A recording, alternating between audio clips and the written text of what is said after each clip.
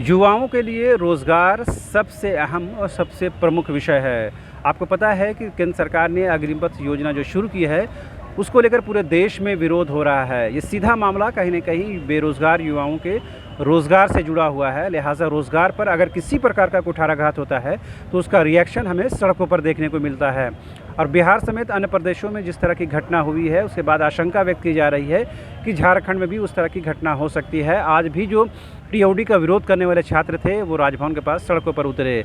उसी राजभवन के पास हमारे साथ एक ऐसे व्यक्ति, एक ऐसे युवक बैठे हैं जो अपने रोज़गार को लेकर पिछले 47 दिनों से राजभवन के पास आमरण अनशन कर रहे हैं। क्या है पूरा मामला, ये बताने की हम कोशिश करेंगे, लेकिन इससे पहले एक बात ज़रूर बताएंगे कि राजभवन के पास 47 दिनों तक बैठने के बावजूद भी इनकी आंशिक मांग ही पूरी हो पाई है। सरकार ने, या यूँ कहें कि विश्वविद्यालय ने, अब तक इनकी पूरी मांगों को पूरा नहीं किया है, जिसकी वजह से आज भी ये विकलांग होने के बावजूद भी तन्हे तनहा सड़क पर बैठे हुए हैं। अपना नाम पता बताइए और क्या पूरा मामला है, इन शॉर्ट बताइए। मेरा नाम राजेश कुमार है। मैं देवघर जिला का रहने वाला हूं। मैं सिद्धू कानू मुर्मू विश्वविद्यालय दुमका में 22 जनवरी 2020 से पढ़ा रहा था पीजी डिपार्टमेंट में। जब मैं नेट क्वालिफाई किया तो मुझे विभागाध्यक्ष ने बुलाया और पढ़ाने का अनुमति दिए, और जब मैं पढ़ाने लगा तो मुझे कुछ भी नहीं मिल रहा था राशि। तब मैं महामहिम से भेंट किया और उन्होंने आदेश दिए कि इसे पैसा दीजिए, लेकिन इसके बावजूद भी मुझे पैसा नहीं मिला। तब मैं 3 बार अनशन किया यूनिवर्सिटी में, वहाँ से भी कुछ नहीं हो पाया। तब मैं यहाँ 3 मई 2022 से धरना पर बैठा हुआ हूँ। आज 47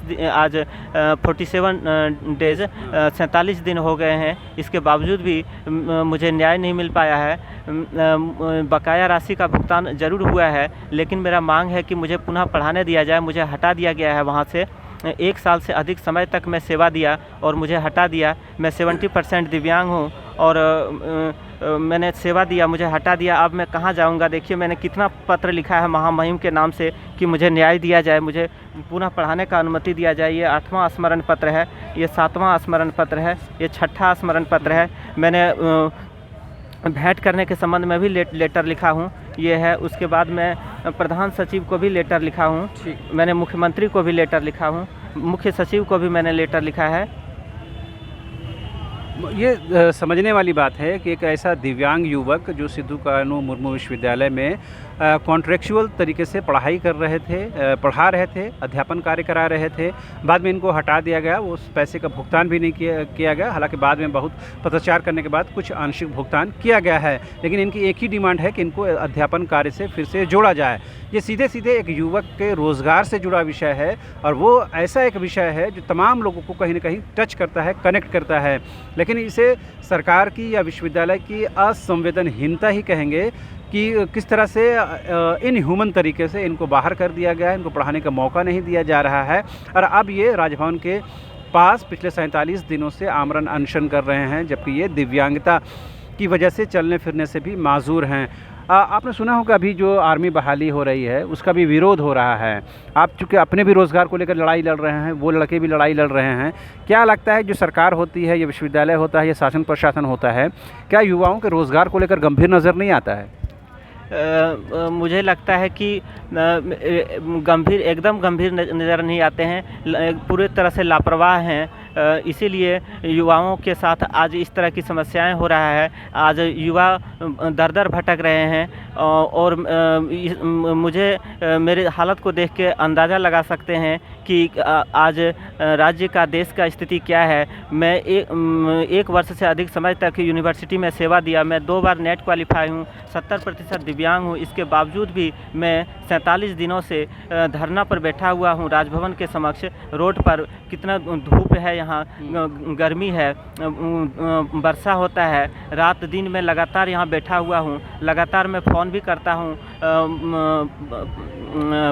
तो कब तक अब ये अनशन आपका जारी रहेगा? चूँकि आपने बताया कि आंशिक भुगतान आपको हो गया है, तो चूँकि अभी अध्यापन कार्य से आपको नहीं जोड़ा गया, तो जब तक वो डिमांड पूरा नहीं होता तब तक कंटिन्यू रहेंगे आप यहाँ पर?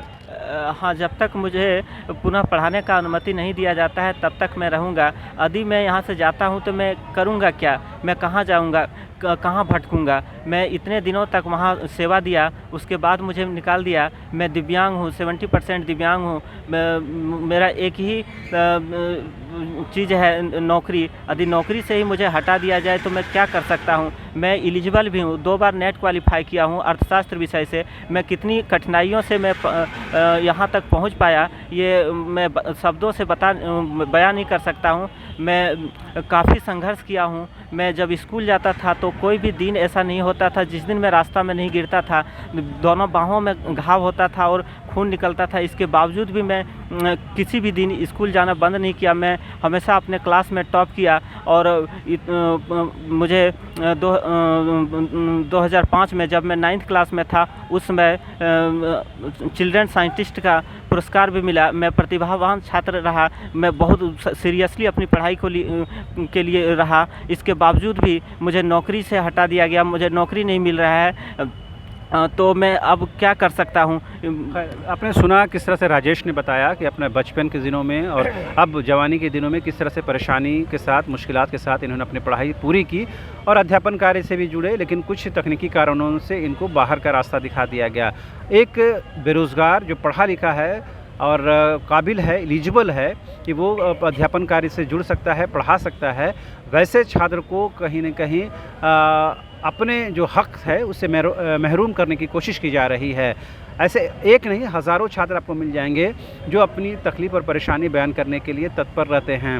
लेकिन राजेश के माध्यम से हम ये झारखंड नहीं बल्कि पूरे देश के बेरोज़गारों की हालत को दिखाना और समझाना चाहते हैं और ये बताना चाहते हैं कि शासन प्रशासन में कोई भी हो, किसी तरह की विचारधारा से वो ओत-प्रोत हों, आप अपनी राजनीति, अपनी सियासत को अपने पास रखिए, लेकिन बेरोज़गारों के साथ कम से कम छलावा नहीं कीजिए, नौजवानों के साथ छलावा नहीं कीजिए, उनको रोज़गार के साथ जोड़िए ताकि समाज में सुकून का माहौल बना रहे और जो विकास का मार्ग है वो प्रशस्त हो सके।